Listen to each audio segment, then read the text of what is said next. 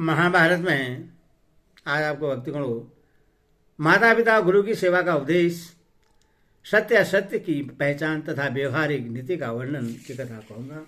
आप इसको ध्यानपूर्वक सुने और इस चैनल को लाइक एंड सब्सक्राइब जरूर कर दें। कथा सुनिए। युधिष्ठिर ने पूछा, भारत, धर्म का रास्ता बहुत बड़ा है और उसकी अनेकों शाखाएं हैं। इनमें से किस धर्म को आप सबसे प्रधान एवं विशेष रूप से आचरण में लाने योग्य समझते हैं, जिसका अनुष्ठान करके मैं यह लोक और परलोक में भी धर्म का फल पा सकूंगा? भीष्म जी ने कहा, युधिष्ठिर, मैं तो माता पिता तथा गुरुजनों की पूजा को ही सबसे श्रेष्ठ धर्म समझता हूँ। इसका पालन करने वाला मनुष्य पूर्ण लोगों पर तो विजयी पाता ही है, इस संसार में भी उसे महान सुयश प्राप्त होता है। माता पिता और गुरुजन जिस काम के लिए आज्ञा दें वह धर्म के अनुकूल हो या विरुद्ध, उसका पालन करना चाहिए। दूसरा कोई कार्य धर्म के अनुकूल हो तो भी उनकी आज्ञा न मिलने पर भी उससे नहीं करना चाहिए। जिस काम के लिए उनकी आज्ञा हो वह धर्म ही है, ऐसा निश्चय कर रखना चाहिए। माता पिता गुरु ये ही तीनों लोग हैं, ये ही तीनों आश्रय हैं, ये ही तीनों वेद हैं और ये ही तीनों अग्नि हैं। पिता ग्रहपत्य अग्नि, माता दक्षिणाग्नि और गुरु आवाहनीयाग्नि हैं। लौकिक अग्नियों से माता पिता आदि त्रिविध अग्नियों का गौरव अधिक है। इन तीनों को सेवा में यदि भूल न करोगे तो तुम तीनों लोगों को जीत लोगे। माता की सेवा से इस लोक को, पिता की सेवा से परलोक को और गुरु की सेवा से ब्रह्मलोक को तर जाओगे। इसीलिए तुम इनके साथ सदा अच्छे बर्ताव करो। ऐसा करने से तुम्हें उत्तम यश, परम कल्याण और महान फल देने वाले धर्म की प्राप्ति होगी। इन तीनों की आज्ञा का कभी उल्लंघन न करें। इनको भोजन कराने के पहले ही स्वयं भोजन न करें। इन पर कोई दोषारोपण न करें और सदा इनकी सेवा में संलग्न रहें। यही सबसे उत्तम पुण्य है। इसी के आचरण से तुम कीर्ति, पवित्र यश तथा उत्तम लोगों पर विजय पाओगे। जिसने इन तीनों का आदर किया उसने मानो संपूर्ण जगत का आदर कर लिया, और जिसके द्वारा इनका अनादर हुआ उसके संपूर्ण शुभ कर्म व्यर्थ हो जाते हैं। जिसने इन तीनों गुरुजनों का सम्मान नहीं किया उसके लिए न यह लोक है और न परलोक, न इस लोक में यश मिलता है और न परलोक में सुख। मैं तो सब तरह के शुभ कर्म का अनुष्ठान करके इन गुरुजनों को ही अर्पण कर देता था। इससे उन कर्मों का पुण्य 100 गुना और 1000 गुना बढ़ गया है, और उसी का यह फल है कि आज तीनों लोग मेरी दृष्टि के सामने हैं। 10 श्रोत्रियों से बढ़कर हैं आचार्य, कुलगुरु या दीक्षा गुरु। 10 आचार्यों से बड़ा है उपाध्याय, विद्या गुरु। 10 उपाध्यायों से अधिक महत्व रखता है पिता, और 10 पिताओं से भी अधिक गौरव है माता का। माता तो सारी पृथ्वी से भी बढ़कर है, उसके समान गौरव किसी का नहीं है। मगर मेरा विश्वास ऐसा है कि गुरु आचार्य का दर्जा माता पिता से भी बढ़कर है। माता पिता तो केवल इस शरीर को जन्म देते हैं, किंतु आत्म तत्व का उपदेश देने वाले आचार्य के द्वारा जो जन्म प्राप्त होता है वह दिव्य है, अजर अमर है। माता पिता यदि कोई अपराध करे तो भी उन पर कभी हाथ नहीं छोड़ना चाहिए। जो लोग विद्या पढ़कर गुरु का आदर नहीं करते, निकट रहते हुए भी मन, वाणी अथवा क्रिया से गुरु की सेवा नहीं करते, उन्हें गर्भस्थ बालक की हत्या का पाप लगता है। संसार में उनसे बढ़कर पापी दूसरा कोई है ही नहीं। जैसे गुरुओं का कर्तव्य है शिष्यों को आत्मोन्नति के पथ पर पहुंचाना, उसी प्रकार शिष्य का धर्म है गुरु की सेवा करना।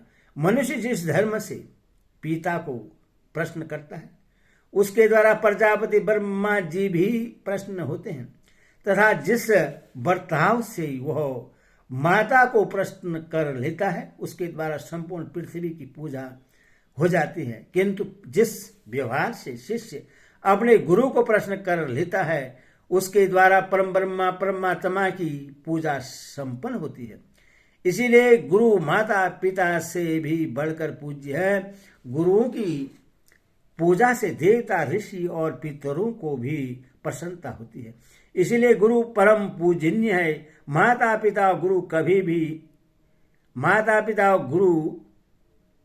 कभी भी अपमान के योग्य नहीं है। उनके किसी भी कार्य की निंदा नहीं करनी चाहिए। गुरुजनों के ही सत्कार को देवता और महर्षि स्वीकार करते हैं। जो लोग मन से अथवा क्रिया के द्वारा उपाध्याय माता और पिता से द्रोह करते हैं तथा जो माता पिता के द्वारा अपना पालन पोषण कराकर बड़े होने पर उसका पालन पोषण नहीं करते, उन्हें गर्भ हत्या का पाप लगता है। जगत में उनसे बढ़कर कोई पापी नहीं है। मित्रद्रोही, कृत्यघन, स्त्री हत्यारा और गुरु का वध करने वाला, इन 4 प्रकार के पापियों का उद्धार करने के लिए हमने कोई प्रायश्चित नहीं सुना है। अतः माता पिता और गुरु की सेवा ही मनुष्य के लिए सबसे बड़ा धर्म है। यही कल्याण का साधन है। इससे बढ़कर कोई कार्य नहीं है। युधिष्ठिर ने पूछा, भारत, जो मनुष्य धर्म के मार्ग में स्थित रहना चाहता हो उसे कैसा बर्ताव करना चाहिए? सत्य और असत्य को पहचान क्या है? कब सत्य बोलना चाहिए और कब असत्य, तथा धर्म का क्या महत्व लक्षण है? विष्णु जी ने कहा, राजन, सत्य बोलना ही उत्तम है। सत्य से बढ़कर कुछ भी नहीं है। मगर संसार के मनुष्य सत्य असत्य को ठीक ठीक समझ नहीं पाते। इसीलिए यही बता रहा हूं, जहां असत्य का परिमाण सत्य और असत्य का परिमाण असत्य होता हो वहां सत्य न बोलना, असत्य ही बोलना उचित है। ऐसे अवसर पर जो सत्य बोलता है वह मूर्ख मारा जाता है और तथा परिणाम के द्वारा सत्य असत्य का निश्चय करके जो सत्य बोलता है वही धर्मज्ञ है। जो अनार्य है, जिसकी बुद्धि शुद्ध नहीं, जो अत्यंत कठोर स्वभाव का है, वह मनुष्य भी कभी अंधे पशु को मारने वाले बालक नामक बहेलिये की तरह महान पुण्य प्राप्त कर लेता है। प्राणियों के अभ्युदय और कल्याण के लिए ही धर्म की व्याख्या की गई है। जिससे इस उद्देश्य की सिद्धि होती हो वही धर्म है। धर्म का नाम धर्म इसलिए पड़ा है कि वह सबको धारण करता है, अधोगति में जाने को बचाता और जीवन की रक्षा करता है। धर्म से ही संपूर्ण प्रजा जीवन धारण कर रही है। अथवा जिस कर्म में से प्राणियों के जीवन की रक्षा हो वही धर्म है। ऐसा निश्चय रखना चाहिए। जीवों की हिंसा न करें, इसके लिए ही धर्म का उपदेश किया गया है। अथवा जो कर्म अहिंसा से युक्त हो वही धर्म है। यदि चोर किसी धनी का धन लूटने की इच्छा से उसका पता पूछते हो और न बताने से उस धनी का बचाव हो जाता हो तो कुछ भी उत्तर नहीं देना चाहिए। किंतु यदि नहीं बताने पर चोरों के मन में संदेह होता हो और इसके लिए कुछ न कुछ बताना आवश्यक हो जाए तथा शपथ खाने से भी पापियों के हाथ से छुटकारा मिलता हो तो वहां सत्य की अपेक्षा असत्य बोलना ही अच्छा है। ऐसे अवसर के लिए शास्त्राकारों ने यही विचार किया है। अपनी शक्ति रहते पापियों को धन नहीं देना चाहिए, क्योंकि पापात्माओं को दिया हुआ धन दाता को ही कष्ट में डालता है। जो कर्जदार को अपने अधीन करके उससे शारीरिक सेवा कराकर धन वसूल कराना चाहता है, उसके दावे को ही सही साबित करने के लिए यदि कुछ लोगों को गवाही देना पड़े तो वे गवाह कहने योग्य सत्य बात को छिपा ले तो वे सब के सब मिथ्यावादी होते हैं। किंतु प्राण संकट के समय, विवाह के अवसर पर और धन तथा दूसरों के धर्म की रक्षा के लिए आवश्यकता पड़ने पर असत्य बोला जा सकता है। कोई नीच मनुष्य भी यदि दूसरों की कार्य सिद्धि की इच्छा से धर्म के लिए भीख मांगने आवे तो उससे देने की प्रतिज्ञा करके अवश्य दान देना चाहिए। जो कोई मनुष्य धार्मिक आचार से भ्रष्ट हो, पाप मार्ग का आश्रय ले, उससे अवश्य दंड देना चाहिए। जो दुष्ट धर्म मार्ग से हटकर सदा आसुरी वृत्ति में लगा रहता है और धर्म त्याग कर पाप से जीविका चलाना चाहता है, उस कपटी पापात्मा को हर एक उपाय से मार डालना चाहिए। क्योंकि सभी पापियों का यही सिद्धांत होता है कि जैसे भी हो धन का संग्रह करना चाहिए।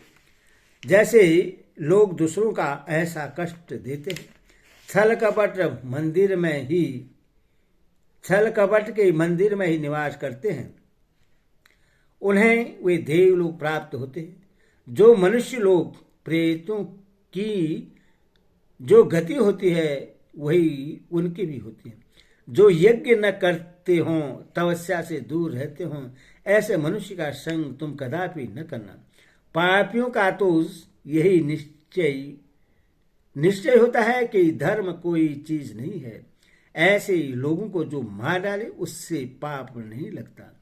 कपट से जीविका चलाने वाले मनुष्य कौवे और गीधों के समान होते हैं। मरने के बाद वे इन्हीं योनियों में जन्म लेते हैं। जो मनुष्य जिसके साथ जैसा बर्ताव करे वह भी उसके साथ वैसे ही बर्ताव करे, यह धर्म न्याय है। कपटी के साथ कपट और सदाचारी के साथ सदाचार व्यवहार करें। हरि ओम तत्सत। हरि ओम।